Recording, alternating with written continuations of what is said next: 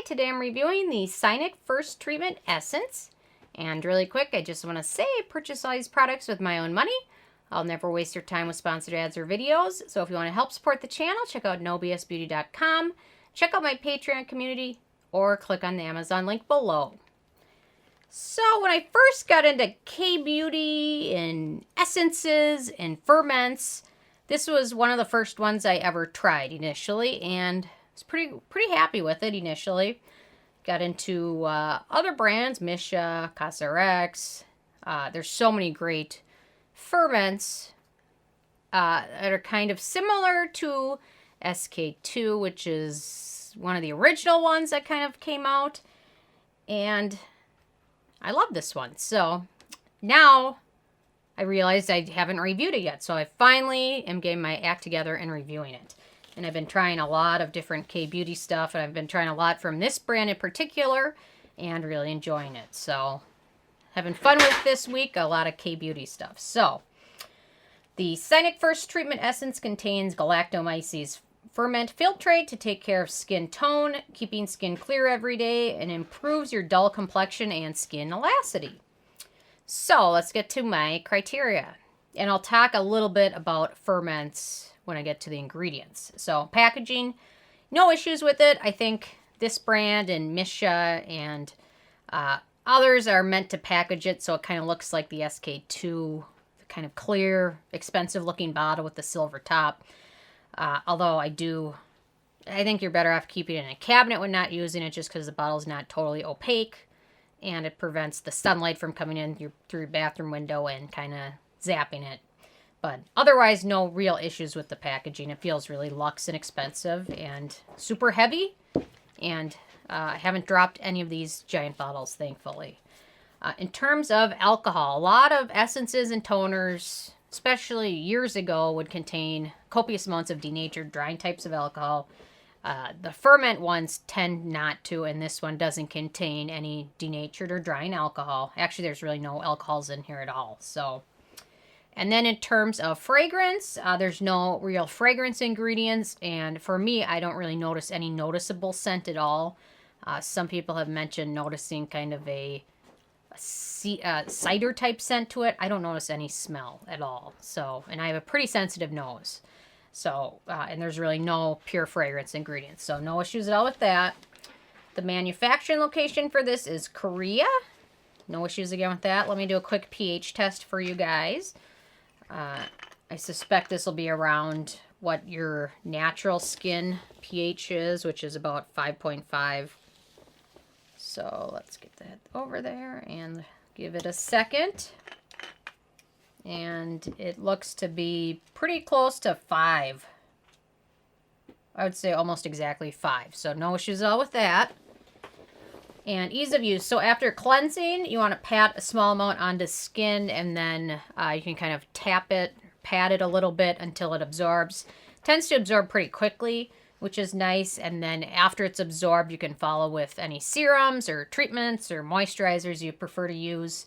It sets to a nice matte finish, and it soaks in pretty quickly, and no issues at all with layering products over it. It does seem to kind of help a little bit with absorption.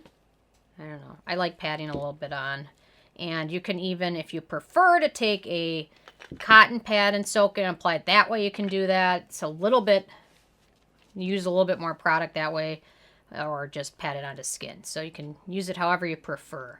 So I don't have any issues at all with it. Works just fine in my routines. So let me get to the fun stuff. Antioxidants and beneficial ingredients. So this one uses the Galactomyces Ferment Filtrate, which is a yeast ferment which is closely related to the Saccharomyces. Some people might find that one or the other works better for them. They're very close related, but if you have an issue with one of them, it doesn't necessarily mean that you're going to have an issue with the other type. So some people might not tolerate the Galactomyces, but be just fine with the Saccharomyces and vice versa. They're very closely related, and neither of them is better than the other. So there's no issues at all with that. So ferments can provide hydration, brightness, increased absorption of other products, some nutrients as well. So they're good to use. they're kind of newer to, I don't know. SK2 kind of came out and they became bigger, and SK2 started, I think, in 1980. So it's been a while it's been out. But now you'll see almost every K-Beauty brand has their own type of product similar to this. So the nice thing about this one is it's got a nice long list of good ingredients, other than the SK2, which really just relies on 1 or 2 basic ingredients. So after that, we've got niacinamide, which is a good water-soluble vitamin that can help with pore size, fine lines, wrinkles, brightness, dullness, acne, and breakout prevention. It can also help strengthen the skin barrier. Niacinamide is awesome. I love it. You should too. But it's a really great ingredient. It's showing up in a lot of things now. So anyway, so then we've got adenosine, which is a good anti-aging ingredient that can also help with skin soothing, and it also can help with collagen production by helping with wound healing as well as tissue repair. Collagen is necessary for wounds to heal properly, so that's why like microneedling pens have become popular, because they inflict little microscopic wounds, which then when they heal produce more new collagen. So the adenosine helps wounds heal, and it gives strength and structure to skin. So research indicates that topical application of adenosine increases the rate at which wounds close in normal animals. Adenosine also provides anti-inflammatory effects for skin. So it's a good one. You probably see it in a lot of different things. So then after that, we've got licorice root water. So licorice is great for brightening skin if you have hyperpigmentation issues. Looking for licorice in there is a great ingredient. It's also great for anti-inflammatory purposes. And then we've got Portulaca Oleracea, which is also known as purslane. That I can pronounce. Thank goodness there's an acronym for it. It's not an acronym.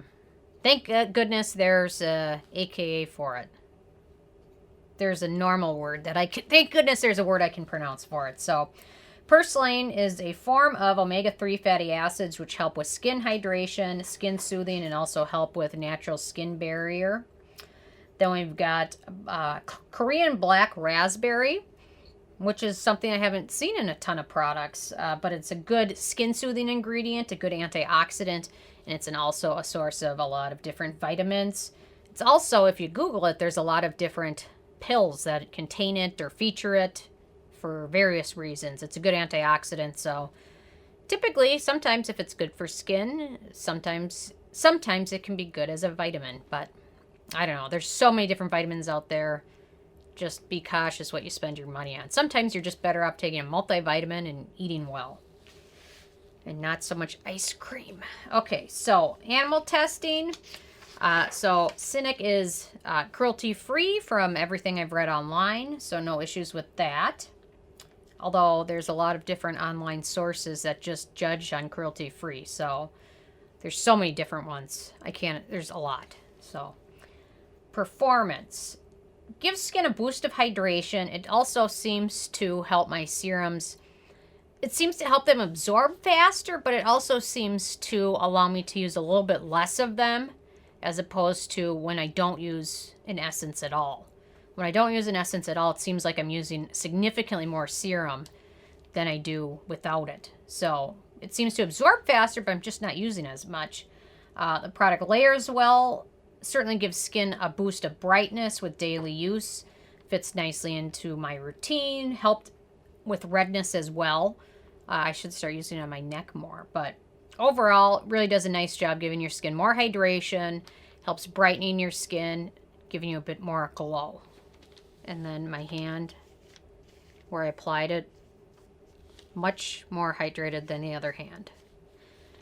So in terms of the price, so this is the full size, which is, I think it's 150 milliliters or 5.07 ounces. And it retails for around $23, which overall is a pretty good deal. A little bit goes a long way. I've been digging in. I opened this bottle about 7 weeks ago, and you can see it's how far down it is. It's not very far. So a little bit goes a long way. Like a dime size amount is enough to cover your whole face. So if you You can use it with a cotton pad as well. You're going to go through it a little bit faster, but I think just patting it onto your skin is the way to go. Much more affordable than SK2, and in my opinion, a better ingredient list. And then in terms of the it factor, I really like this. It's a great option for those looking to add ferments into their skincare.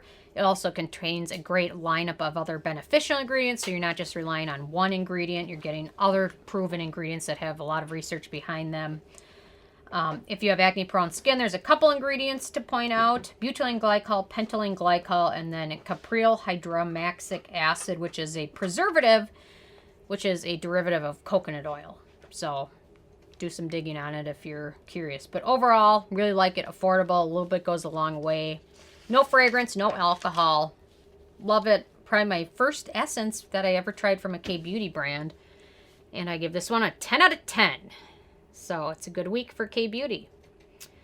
Anyway, I'm interested if you guys have tried this specific ferment. And if you have, what your thoughts are.